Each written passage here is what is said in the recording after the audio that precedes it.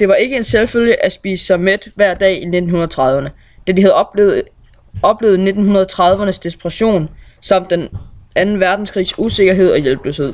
Men efter krigen havde de umiddelbart opbygget et trygt samfund, hvor der ikke rigtig var nogen som led nød. Men 1960'ernes unge havde måske aldrig prøvet at gå sulten i seng.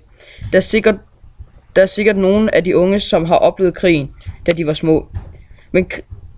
Men efter krigen opnåede de mere velstand og tryghed, og det var også flere og flere unge, som tog en videregående uddannelse. Ungdomsoprørene.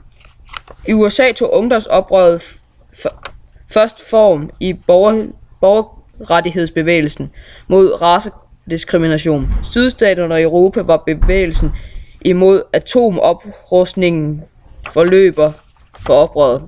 Begge steder var folke- og protestsange populært udtryk.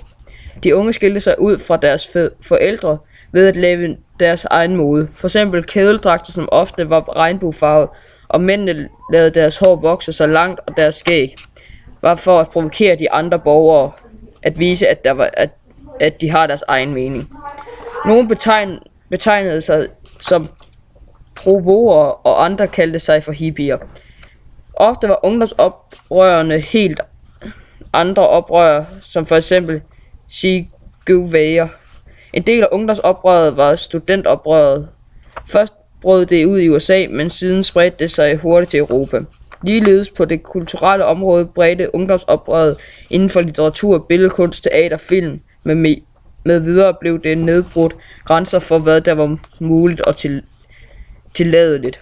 Ungdomsoprørerne, eller som vi kender dem som hippier, gik meget op i fred og lighed, og de havde et tegn, som de brugte meget. Peace hedder det, som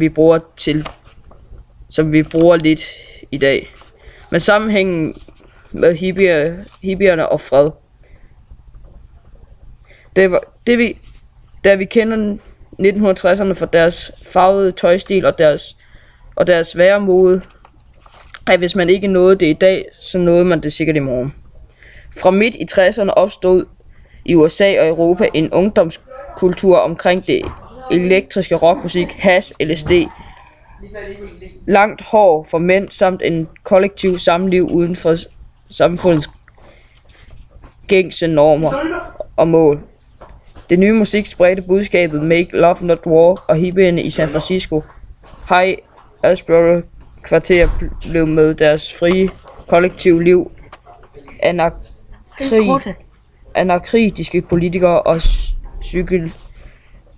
psykedeliske kunst forbilledet for en del generation i den vestlige verden. I efteråret 1960 forsamledes ungdomsoprørerne fra hele USA i Chicago i anledning af demonstrations